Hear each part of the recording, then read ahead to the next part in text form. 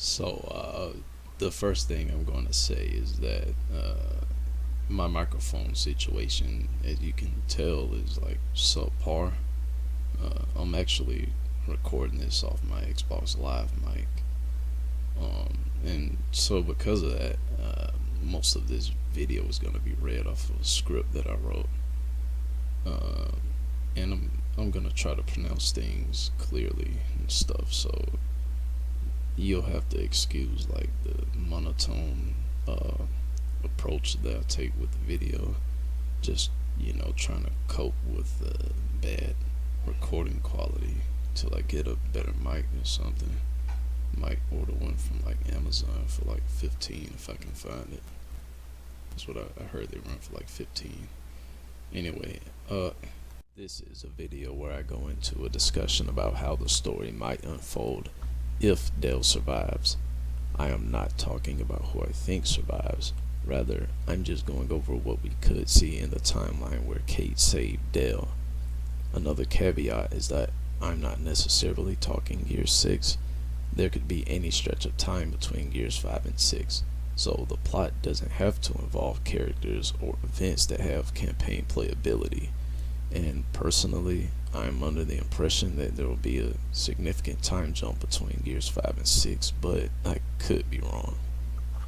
When I was writing this script, I expected it to be a short thing, and as you can tell, that didn't turn out to be the case.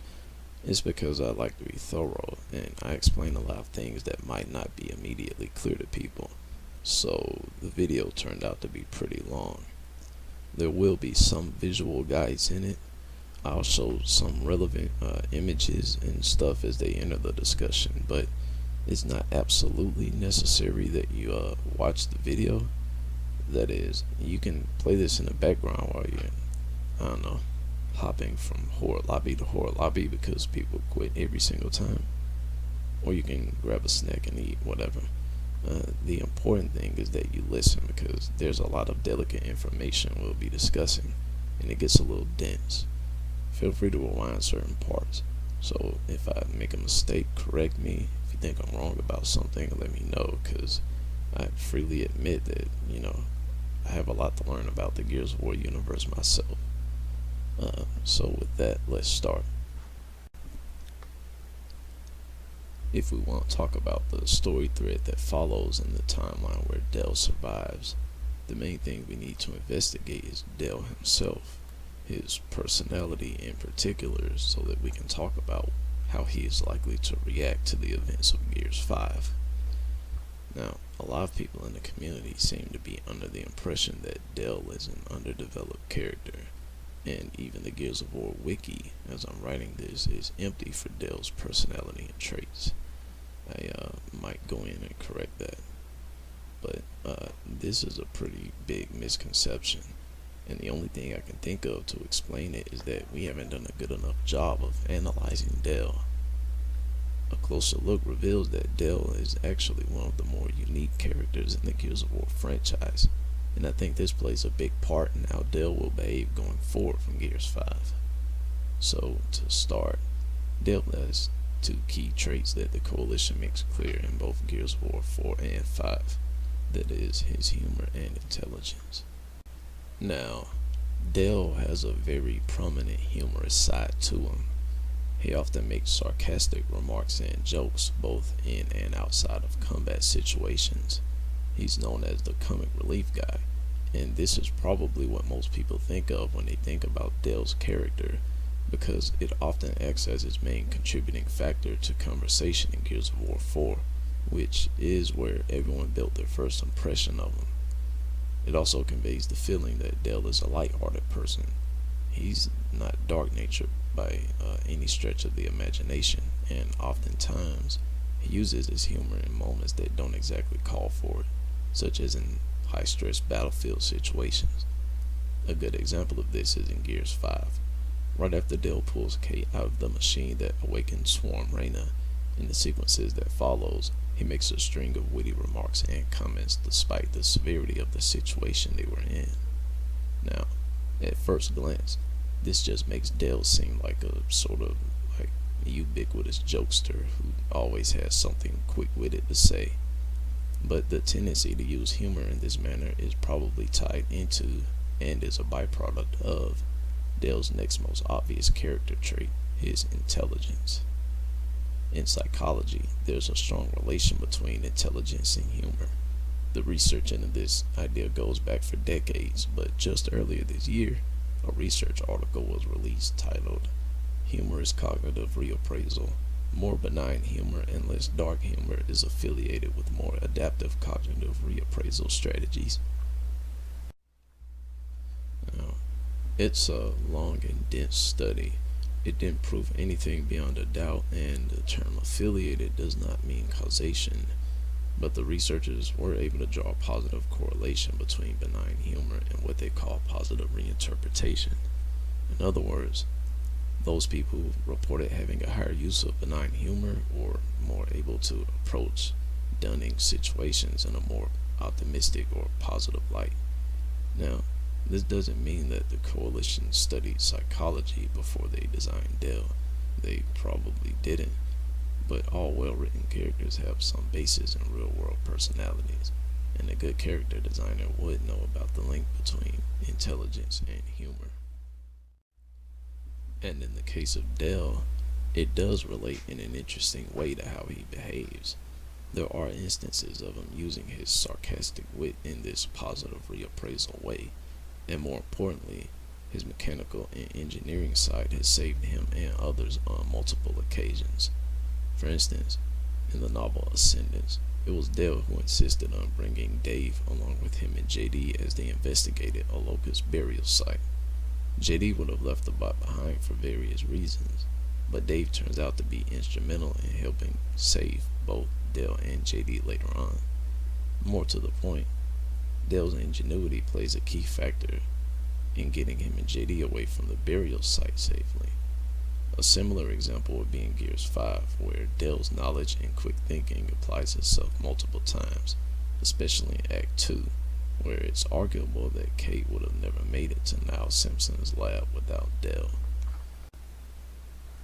So, Dale is a well-read individual and a problem solver, and his capacity for grasping technological and scientific concepts is only bested by Baird, who Dale is a huge fan of. In the Art of Gears of War 4 book, the section on Dale's design states that he looks up to Baird.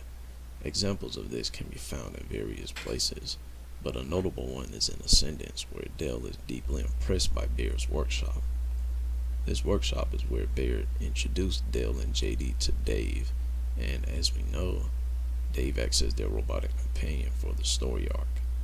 Dale recognizes what Dave is immediately, whereas JD doesn't, and Dale even goes on to state that he could live here, referring to Baird's workshop. So Dale is pretty close to Baird, likely more so than JD, and he has a lot of respect for the work Baird does. These are not Dale's only traits. These are his most immediately recognizable traits, but they're not his most important. So what I want to highlight is a more subtle yet very complex element of Dale's character that I don't see people discuss too often. That is, Dale is an anti-COG character. And again, not many people seem to have noticed this, or at least noticed the full extent of Dale's relation with the COG. And I think the reason why is because it's not made obvious. Instead, the coalition drops in small details, and you have to view these details together to reveal that he has deep reservations about the COG that JD does not. In fact, it's arguable that the only thing that's kept Dale in the COG is JD himself. JD was the one who originally decided to join, and so Dale followed suit. And in the Gears of War 4 guidebook, the section on Dale states that it was he who decided to leave the COG, and he had to convince JD to go AWOL with him. This was also revealed through dialogue in Gears of War 4's Act 3. JD tells Dale that he joined along in going AWOL because he trusted Dale. And we see something similar play out once again in Ascendance.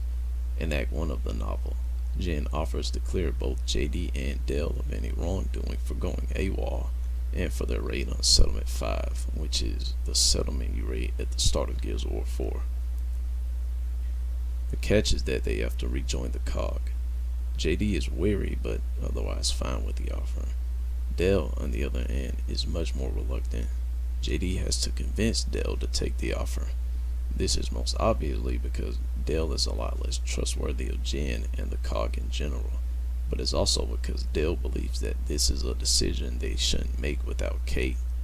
Even in this moment, Dell himself is reluctant to join the COG, but he is also reluctant to do so behind Kate's back.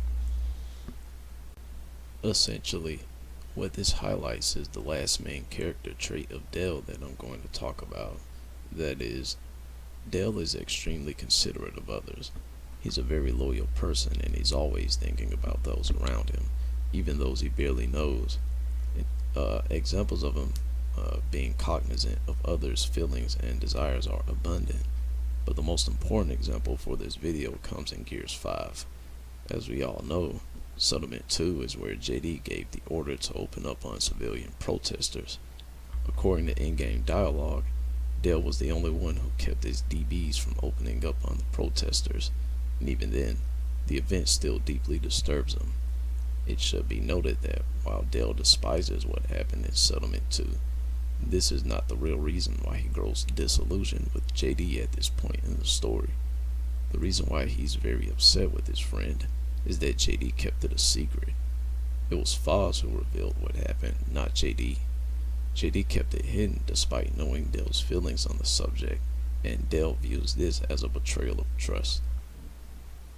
Although the game reveals this in Act 2, I see a lot of people mistakenly claim that the whole rift between Dell and Kate and JD comes simply from what happened in Settlement 2.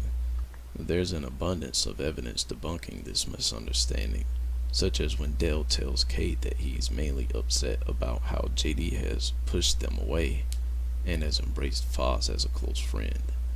And this doesn't need to be said, but Foz and Dell weren't friends, at least for most of Gears 5.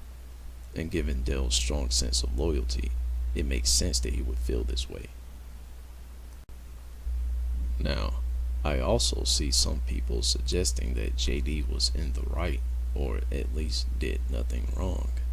This is a nonsense argument, and I wasn't going to address it at first because of how silly it is, but it kind of ties into my overall point, and there does seem to be more than a few people who think this argument is sound, so I'll take it down. Put simply, JD definitely made the wrong decision. There's no question about that. And I'm convinced that the only people seriously entertaining this are the same ones mad that he isn't the main character. But let's run down some of the reasons why this argument is vapid. First, let's all be clear. The COG is not a benevolent government. In fact, the Gears of War series has gone out of its way to make it clear that the COG is very unpopular, even among its citizens. This is the whole reason why Stranded existed during the Locust War, and why Outsiders exist now. In Gears 5 Act 1, Chapter 3, there's a collectible titled Seditious Literature. It's like right at the top of the stairs, right after the scene where those DBs get killed by the window. The collectible goes over why Settlement 2 was protesting to begin with, and to nobody's surprise, they were mad at the COG because although they were promised autonomy and self-control over their government, the COG denied them this freedom, requiring them to follow, quote, the stringent and effectual policies of the First Minister. And the penalty for not doing so is sedition, which is a very serious charge in the COG. So essentially, Jen was imprisoning political dissidents. She's using the COG like an authoritarian dictatorship. The whole reason why that collectible is called Seditious Literature is because it's about sedition. Second, even if there were people throwing incendiaries, it still does not justify using live fire. We know that DBs have access to stun rounds, and you don't need to have read the book to know this.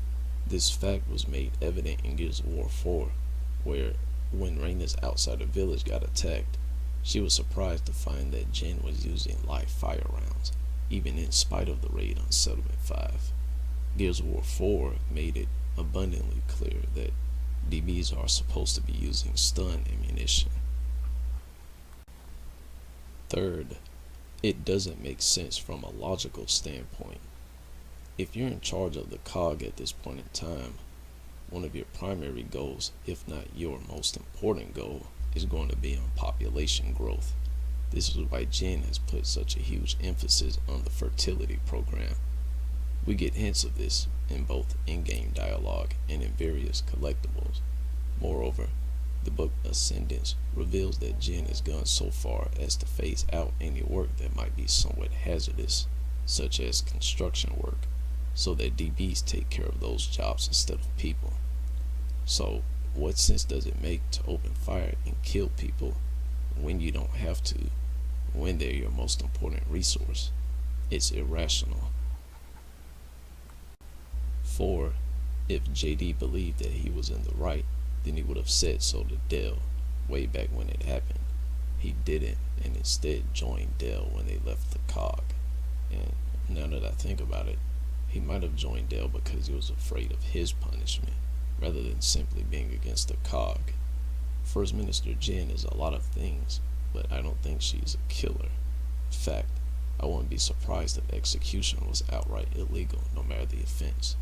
JD's decision to go AWOL with Dell probably had more to do with fearing punishment from Jin than it did any personal issues he might have had with the COG. Number 5.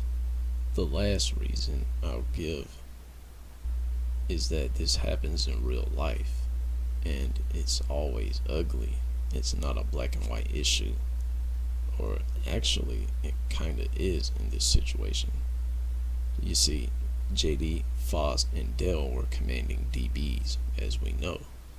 So there was no real threat to life from those incendiaries. A DB isn't a person. The COG has thousands of them, and they can be built, and they're kinda dumb. So there isn't any real excuse for prioritizing a machine robot over an actual human's life. JD, Dell, and Foz could have easily gotten to a safe location while keeping their DBs in place. And in fact, the in-game dialogue suggests that Dell might have done so. They could have done a number of things. The point is that DBs are droids that don't individually matter at all. So there actually wasn't any real threat to life from people throwing incense at them. This was just a situation where JD cracked under the pressure and made a monumental mistake, one that he kept hidden from his closest ally. All this is to say, there's a reason why Dell felt strongly about Settlement 2, and in the way, this is the single event that sparks off the whole story arc in Gears. It's the catalyst for Dell to leave the COG, which leads to them meeting Kate, which leads to Gears of War 4, which leads to Ascendance, which leads into 5. It was the COG that killed people Dell cared about, so he left. And this leads me into my theory on what could happen in the Gear 6 where Dell is still alive, which is essentially this. Dell leaves the COG once again. Now, I've tried to establish a key fact about Dell that makes this a possibility, that fact being that he harbors a lot of ill will toward the COG, and as I just explained previously, there's a good chance that JD is the only reason why he's decided to stay with them. Without JD, there's nothing to tie him to the COG anymore. Take a closer look at why Dell rejoined following the events of Gears of War 4. He and JD had a brief discussion on rejoining the COG, and though it wasn't a particularly long one, there were some interesting points brought up. JD, for his part, thinks it's an obvious decision to be made, and he makes a pretty good argument for it. He thinks that serving in the COG is the only way to effectively wage war on the sworn threat, that being isolated from the COG's military resources doesn't do him, Dell, Kate, or anyone else any good. That is, they would be a lot more effective in the military than they would be on their own. Dell responds to this by pointing out that First Minister Jin is ill-equipped as a leader to deal with the swarm, And he's right about that. So JD tells him that so long as they're with the COG, they'll be able to keep an eye on what Jin is doing. Essentially, they'll have enough influence within the COG to make sure that Jin prosecutes the war effectively and to, quote, keep her in check, unquote. Now, in that moment, JD was making a good argument, but it kind of proves itself to be misguided. And although Kate is ultimately fine with the decision, she joins the COG herself. She does suggest to them that they can't trust Jin. Being in the COG means that Jin has control over them. And this is true. In fact, both Kate and Dale turn out to be right in the long run. Let's look at the final act of Gears 5.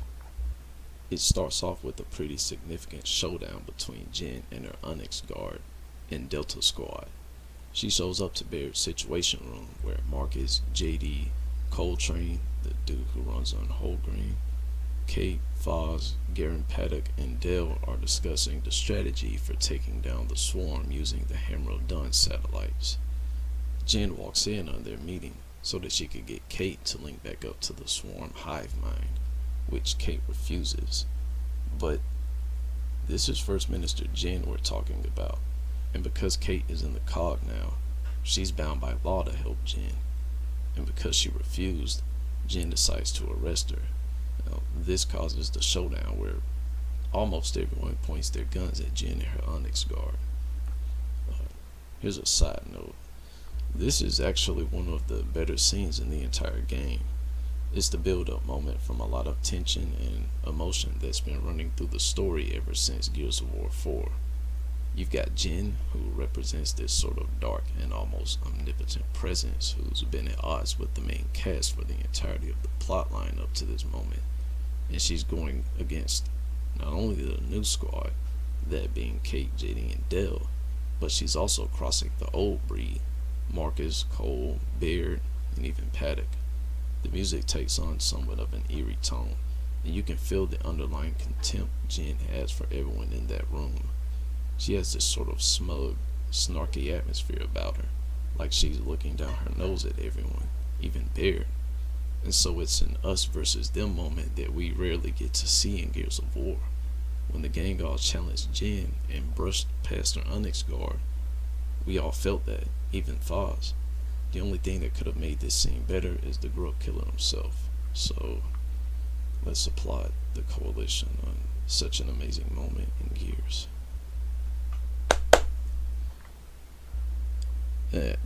I'm being serious. This whole scene was where we got the shut the fuck up Foz moment. So I've seen a lot of criticism about the campaign, but you can't argue that this was one of the best scenes in all of Gears. Anyway, the important takeaway from this scene is that they've all just committed a crime. And guess what crime that is? Sedition. Probably the most serious non-violent crime in the new COG.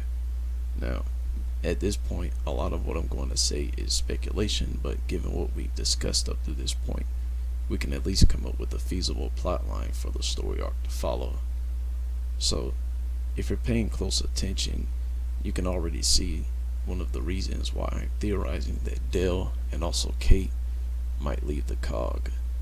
Just because the rest of Act 4 happened doesn't take away from the fact that Jin is going to be, at the least, considering arresting them all. In fact, she might ramp up her efforts to detain Kate. Not only is there the sedition and disobeying of orders, but there's also the fact that New Ephyra has just been hit hard. Jin is likely going to see this as even more of a reason to force Kate into linking up with the hive mind. And who is going to be unwilling to let that happen more than any of the other characters? Dell.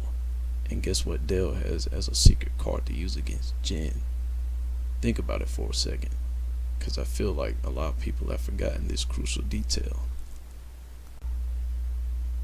Remember that Kadar facility, the Niall Simpson lab?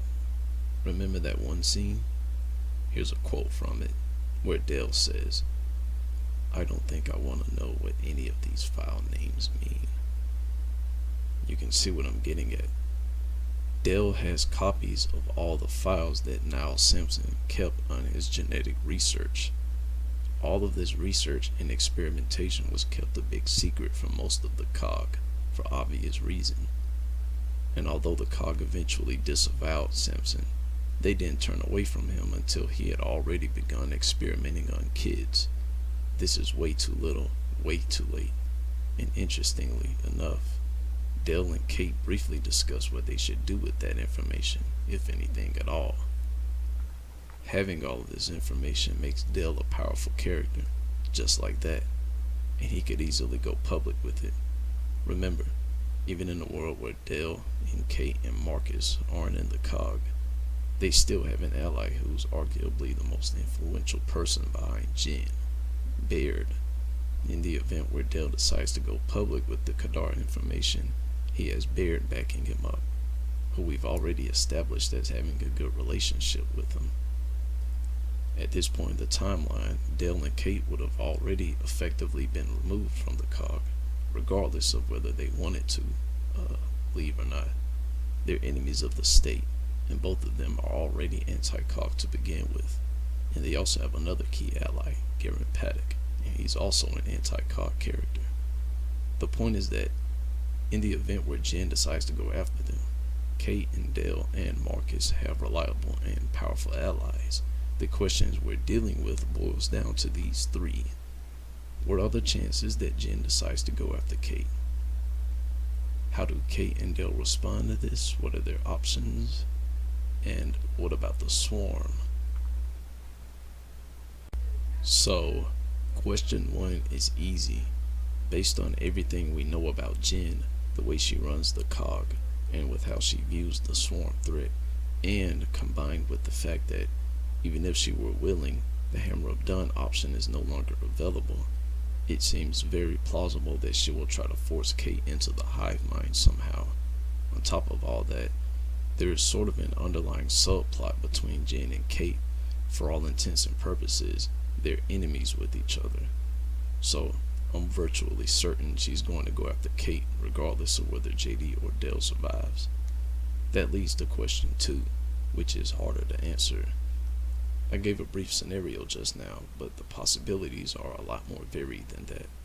I will get into all of the various ways I think it would play out, but this video was already pretty long. If I went through every scenario I considered feasible, we'd be here for 3 hours at least. I'll just go through my main theory. That is, Dale goes public with what they learned in Kadar. He doesn't threaten to do it, he just does it. This is something very important to consider because, in a sense, that information is sort of the dark horse behind everything the COG stands for. It literally is the COG's deepest, darkest secret, that they are the ones who inadvertently created the locust and so are responsible for everything that's happened to the planet. There's nothing else in the lore bigger than that. It is the lore. It is the reason why Gears of War is a thing to begin with. The gravity of this is unrivaled by anything in the series, and I can't imagine why the Coalition would decide to just let it fade away without anything further being done on it. And Dale doesn't really need Baird in order to make good on a threat like this. Dale is a very tech-savvy individual. He's highly intelligent, and in a world where he's lost his best friend JD, he's likely to be a much more aggressive person, much more willing to apply his skills in an aggressive manner to protect his remaining close friends, especially Kate.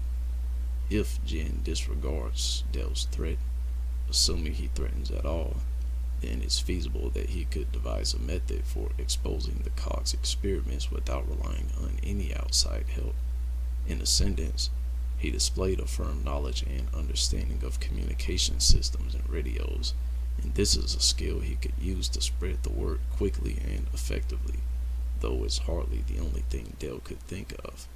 So, what happens in a world where Dale and Kate, who are no longer in the COG, decide to reveal the locust and the swarm origins? That's an incredibly open-ended question. I'm not sure how to go about tackling it, except to say that, depending on how the citizenry reacts, there's a good chance Jen might lose control over the COG. In a world where that information goes public, we might see factions begin to pop up in New Ephyra and elsewhere. I mean, we've already kind of seen that with the Settlement 2 incident. Those people were already supposed to be COG independent, so an event like this would only drive the nail in the coffin. We've talked about how Dale is very considerate of others, but that talk only goes so far as Act 4 of Gears 5, because there's a very strong chance that he will undergo some sort of drastic character change in light of JD's death. I don't think he'll stop being a caring person, but I do think he'll grow more caustic and aggressive. And this is the same Dale who, as we've established, was deeply disturbed by what happened in Settlement 2 and was possibly sympathetic toward their cause. So what would an aggressive Dale do? I think that answer is at least somewhat more obvious. Dale might actively seek to turn people against the COG. In fact, he might be instrumental in getting the civilians to fracture from Jen. After all, he's an anti-COG person himself, and they are indirectly responsible for JD's death. But more so to the point, Jen is now a threat to both him and Kate, and what better way to stop that threat than by causing her to lose power? The timeline moves like this. Gears 5 ends. Dale, Kate, Marcus, and the others are in trouble. Jen decides to go after them, and Kate in particular, to get her reconnected to the hive mind. Dale threatens to go public with what he found in Kadar, or rather, he just decides to do it anyway.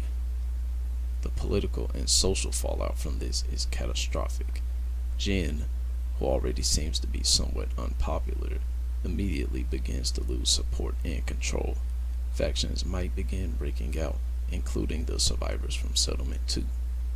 Dale further agitates the socio-political flames that are raging now. Jen loses enough support to the point where she is effectively no longer the first minister. You can pick into this at any point to change around some of the details. Maybe no other political factions really break out. Maybe there's just some sort of movement that happens in New Ephyra to overthrow Jen's administration. Maybe Jen doesn't lose influence. Maybe she just hardens down under political pressure. What I think is core to the narrative is that Dale effectively leaves the COG and releases the research data to the public somehow. I think it's very likely that we see a lot of social political turmoil stem from this, but I don't know if I'm comfortable saying that it's core. That's about it for that thread, but I will add that if Jen loses control over the COG, or if the COG just loses power altogether, then there's a chance that the next most powerful person ends up as the de facto leader of New Ephyra, that person being Bear. Now, the main militaristic objective looming behind all of this is going to be about locating Reyna, which I'm not sure if that's going to even stop the swarm, because they technically don't need a queen to survive, and even if they lose Reyna, there's nothing in the lore that I'm aware of that makes it impossible for Kate to then become queen anyway.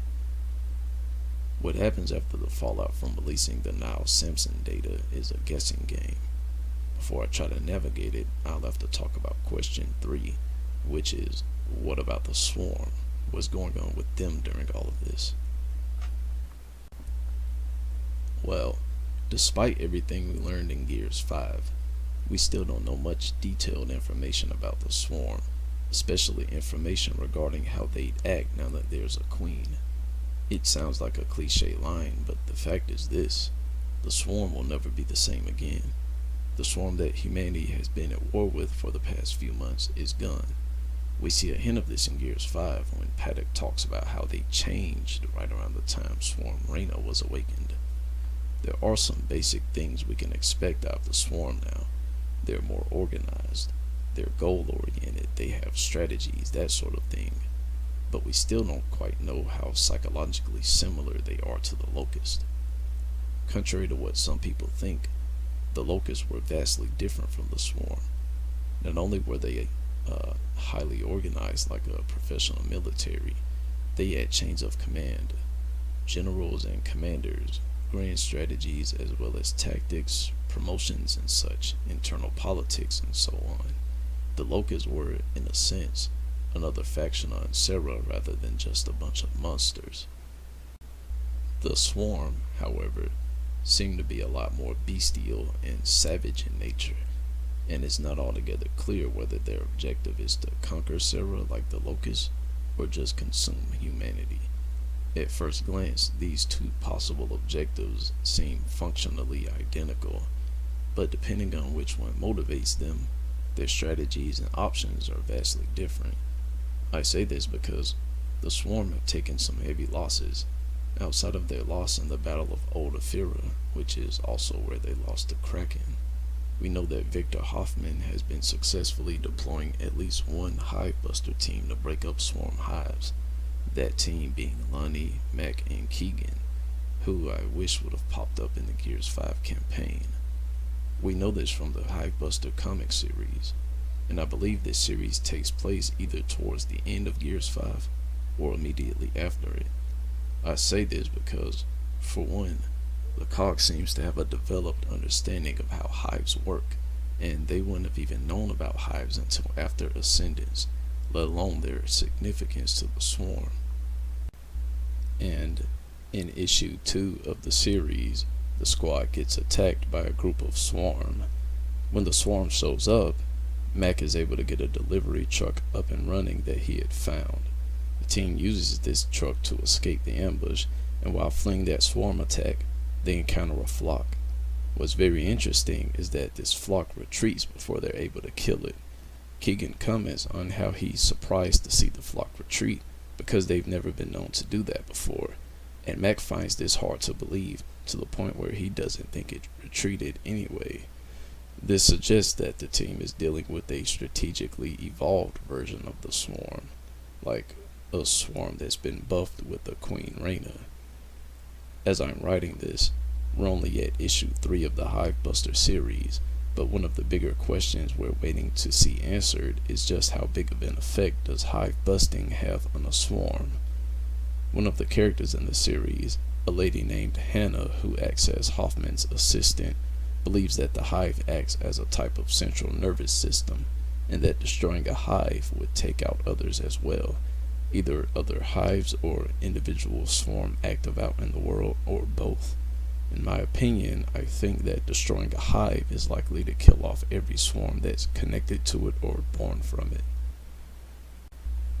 We don't yet know what the results were from the first hive that the team busted, but if Hannah is correct, and she claims that she's certain, then the Swarm has suffered a colossal setback, not just from losing the Battle of Ephyra, but from losing a hive.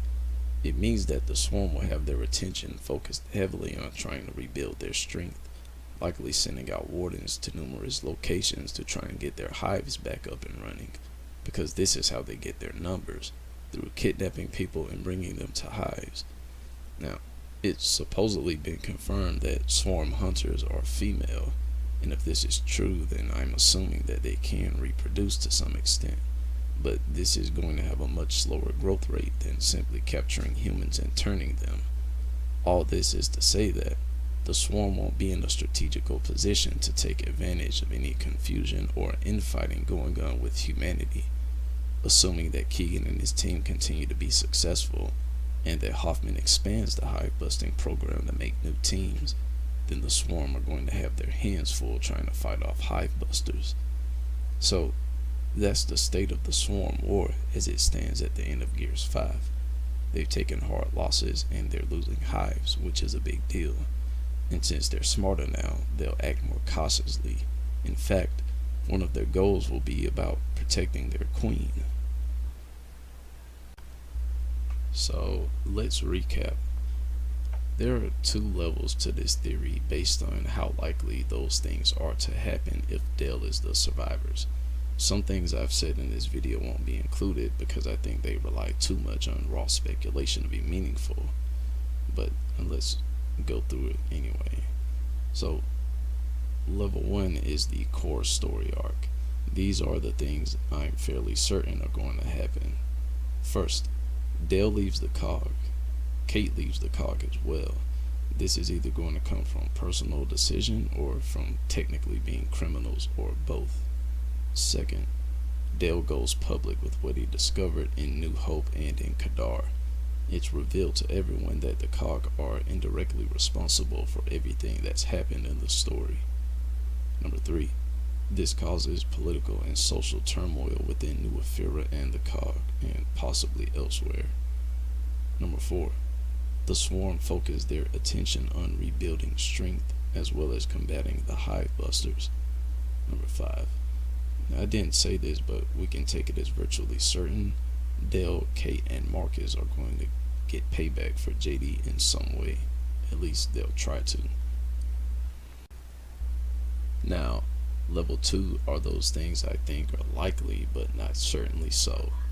First, Jin loses complete control. We either see political factions rise up or we see individual political challengers to Jin's power. Functionally, these two are similar. The important effect is that Jin and the COG have lost a lot of influence and support. Second, Dale, Kate, and Marcus Phoenix rely on outside help in locating Reyna. Either they just work directly with Baird or they use Paddock's resources. Paddock wants the same goal that they do. The difference is that he's not going to come after Kate to connect her to the hive mind. And to be honest, in a world where Jin has political rivals, there's no guarantee that those rivals won't also try to connect Kate to the hive mind. In other words, we can't guarantee that the enemy of my enemy is my friend. I should have brought this up earlier, but if the public finds out about Kate's connection to the Swarm, then it's not altogether clear what their reaction is going to be. It just may become too unsafe for Kate to stay within New Ephyra. And if they find out that Dale was somehow connected to the Settlement 2 attack, the situation may be the same for him. Third, I didn't say this, but there is a chance that Dale goes rogue. And by that, I mean he severs ties to both the COG and Kate. I could talk about Dale going rogue enough to the point where it warrants being considered its own theory. All I'll say for now is Dale is a very smart person. He has pools of ingenuity and capability, and after witnessing JD die, he's likely to grow into a much darker character than what we've seen him as. And yeah, Kate isn't the queen, but she is connected to the Swarm in a way. And we do have the scene in Gears 5 where Kate tells Dale that she might have killed Oscar. Go back and look closely at that scene. If you pay attention to Dale's reaction to this news, you can see that he's more than shocked. He seems almost angry with her, in fact. And this stems from Dale being such a very considerate person, always caring for others no matter the case.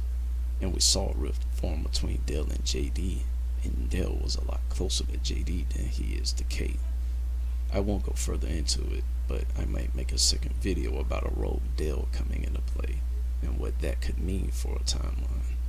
To be honest, I think a rogue Dale story is actually very interesting, and could in fact be enough to warrant Dale being the main character for Gears 6. But anyway, I could go further and try to talk about what Dale does, assuming everything I've said in his theory holds up, but a lot of it is toss-up. If he's not in the COG anymore, and Kate won't be either, then they're probably going to rely on those outside resources I mentioned. We know that there are other groups of humans out there, and the likely ally I see them turning to would be Paddock and the Gorosnians. Remember, the goal at this point is to find Queen Reyna, not fight a war, and the next best person to help Kate do that is Dale, since he's the most familiar with her connection, and Dale and Kate are both natural outsiders to begin with. Beyond that, it'll just be about catching Reyna. Well, that does it for this analysis. Before I do another theory video, I'm hoping I can sit through Gears 4 and 5 again and reread Ascendance again, so that I'll be equipped to do a character analysis on JD. I've thought about JD a lot, and it's just not easy to describe what kind of a person he is. And so I think a good JD analysis would help out everyone in the Gears community. After I get that script done, I'll probably do a theory video for the timeline where JD survives. All I'll say on that for now is this: JD will definitely handle Jin differently from what I've described in this video, and given that he's already a sort of dark JD path in his history, that side of him might resurface. If it does, then he's going to be completely focused on revenge at all costs. And if he's completely focused on revenge at all costs, then there's one other person who can help him get it, and that cost might not be something she's willing to pay. Alright, well, I'll leave it at that. Hope you have a great night or day or whatever. And if you're playing Gears 5, then help me spread the word on getting expanded custom game options. Basically, I want to be able to modify player damage and health, speed, starting weapons, and so on. I don't know why Gears hasn't had these options yet.